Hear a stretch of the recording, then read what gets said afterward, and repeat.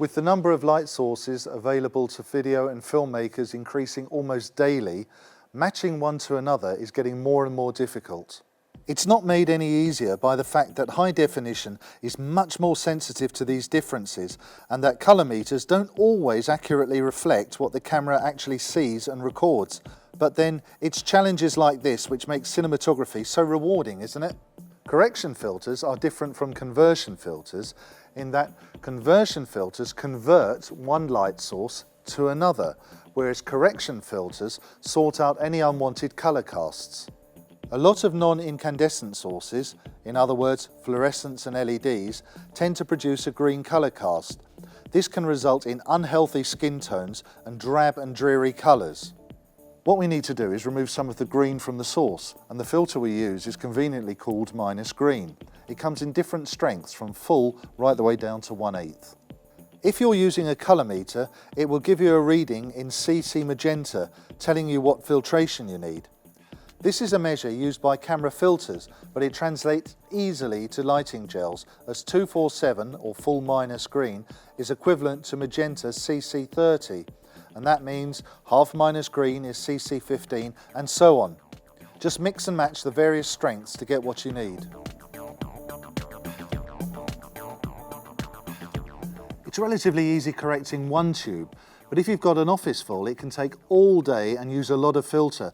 So Lee offer these fluorescent sleeves which just fit over the tube.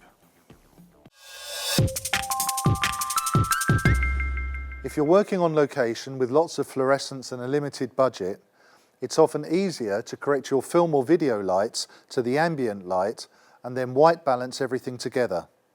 For such instances, there's a range of green filters, imaginatively called plus green.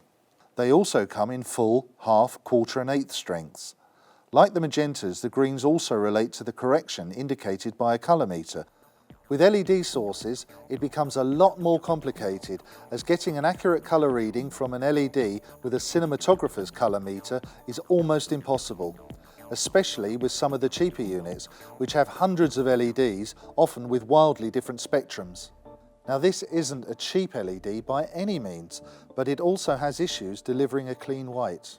Helpfully, Lee have a range of cosmetic filters which combine diffusion with colour. They are starting to be used a lot with LED fittings as they warm up the light, reduce the green and add some diffusion all in one.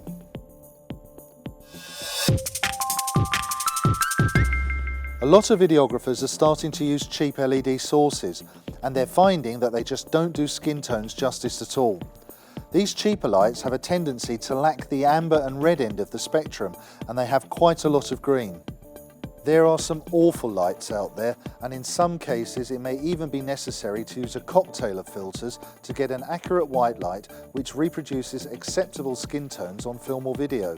You'll certainly need a magenta of some sort, and a 248 minus green is a good place to start, adding more layers if necessary. This has only been a brief introduction to colour correcting your lights, but hopefully it will save you time and money in post-production.